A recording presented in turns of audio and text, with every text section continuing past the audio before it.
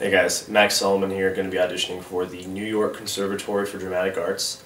I'll be doing two monologues for you today. The first one is going to be Eugene from Look Homeward Angel, and the second one is going to be Man from Laughing Wild. Hope you enjoy.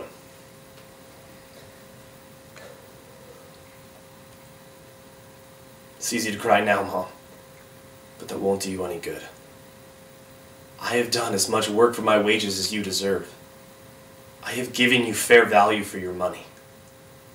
I thank you for nothing. I said I thank you for nothing.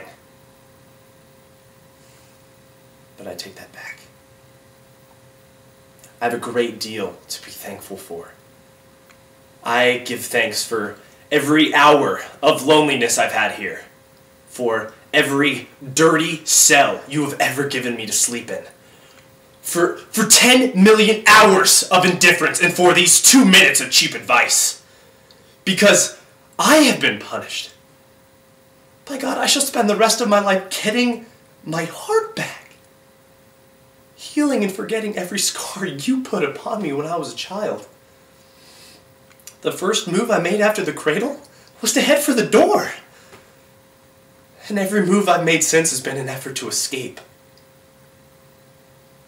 And now at last I am free from all of you. And I shall get me some order out of this chaos. I shall find my way out of it yet, even if it takes me 20 years more alone.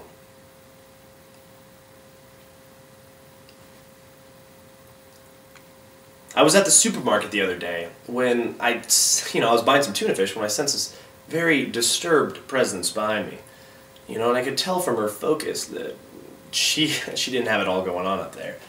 So I thought to myself, well, okay, it's never good to, look a crazy person in the eye. So I pretended, that I was like really engrossed in my tuna fish, like whether it was canned in oil or in water, and I figured eventually she had to go away.